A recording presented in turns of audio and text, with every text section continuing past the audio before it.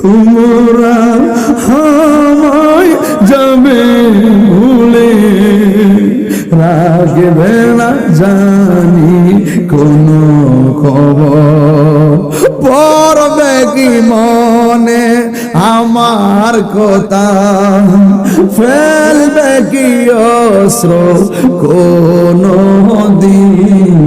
বাবার পাশে সন্তানের কবর, সন্তান জানে না বাবা কেমন আছে, আর সন্তান বাবা জানে না সন্তান কেমন আছে। এই গুরুস্থানের ভিতরে কত শত শত বাবা পড়ে আছে।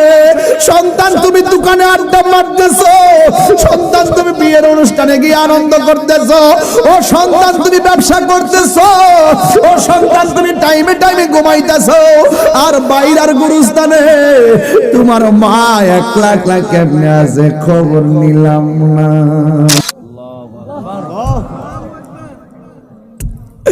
বাসি বাগানে বা গোরস্থানে হয়তো দিবে মোরে খবর, তোমরা আমায় যাবে ভুলে, রাখবে না জানি কোনো খবর। বাসি বাগানে বা গোরস্থানে হে হয়তো দিবে মোরে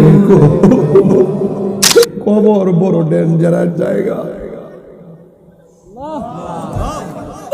কবর, বড় ডেঞ্জারাস জায়গা।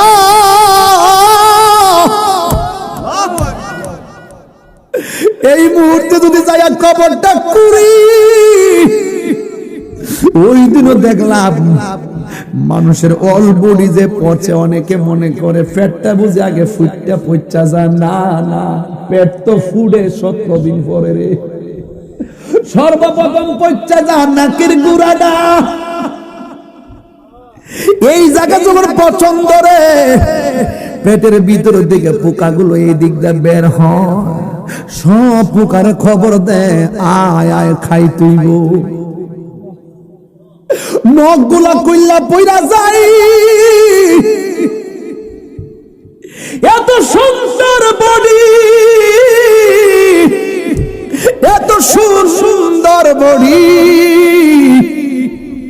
এখন যদি যাইয়া কবরস্থানটা করি, যাইয়া দেখবো এত বডিটা কোথায় যেন বিলুপ্তি হইয়া হাড্ডিগুলা ভিজায়া ভিজায়া বইরা রয়েছে। আব্বা গো, ও ভাই, ও বন্ধু, কেমন আছে জানি না রে, কেমন আছে জানি না। একবার না, দুইবার না, 3 বার আমার আল্লাহরে ডাক দিয়া কন্যা আল্লাহ।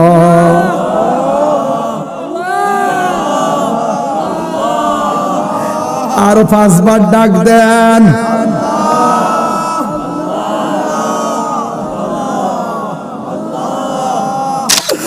আল্লাহ। আমরা যদি জানতাম নামাজ না পড়া কবর আইলে এমন শাস্তি, জীবনেও নামাজ ছাড়তাম না। যদি জানতাম তোমার বিধান লঙ্ঘন করলে এমন শাস্তি, জীবনে বিধান লঙ্ঘন করতাম না।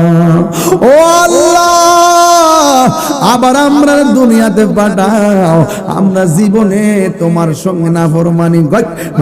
আমার যুবকের দল ওই ঘরে যায় কাকুতি মিনতি করার আগে